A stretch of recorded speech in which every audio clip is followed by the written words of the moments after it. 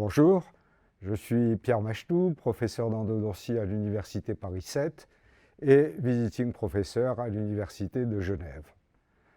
J'ai participé au développement des protépeurs depuis le tout début avec mes deux collègues, John West et Cliff Ruddle.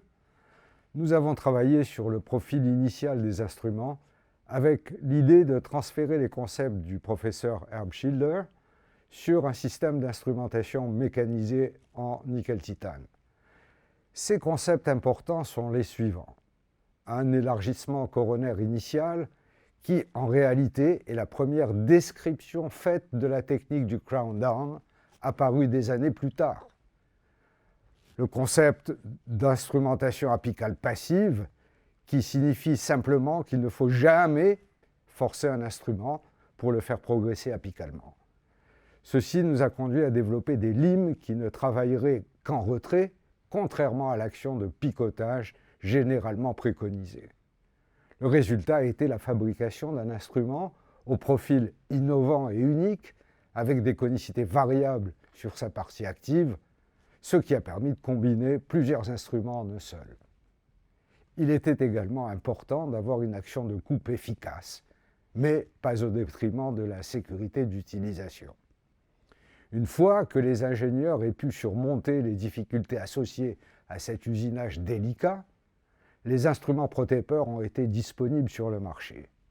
Le design des protépeurs a été vraiment révolutionnaire, à l'origine de son succès qui en a fait une référence mondiale. Mais après une utilisation régulière et toujours plus grande des protépeurs, il est apparu que nous pouvions encore les améliorer. Le résultat a été le lancement des protépeurs universels. Dès 2005, ceux-ci ont été disponibles avec une gamme élargie d'instruments, incluant les F4 et les F5, et une amélioration de la flexibilité. Mais il est toujours possible de faire mieux. En effet, davantage de flexibilité était souhaitée par les praticiens, particulièrement sur les finisseurs, pour gérer des situations cliniques de plus en plus complexes. Les progrès en métallurgie ont permis de tester différents alliages sur les protépeurs universels. Grâce à un traitement thermique spécifique, le nouvel alliage Gold confère aux instruments une flexibilité extraordinaire, une bonne résistance et en conséquence une excellente sécurité d'utilisation. Le système protépeur, dans sa version actuelle, élargit considérablement les possibilités thérapeutiques. Le mode d'utilisation devient maintenant très simple à comprendre et à mettre en œuvre. Pour les shapers, on brosse pour suivre la trajectoire canalaire, et pour les finisseurs, c'est l'inverse. L'utilisation d'un brossage efficace du côté opposé à la furcation crée davantage d'espace et permet aux shapers de progresser passivement en direction apicale.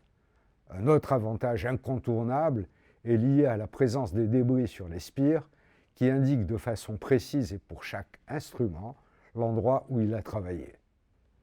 Pour les finisseurs, on laisse l'instrument avancer dans le canal, action immédiatement suivie par une peinture des parois en retrait pour faciliter une progression apicale en sécurité.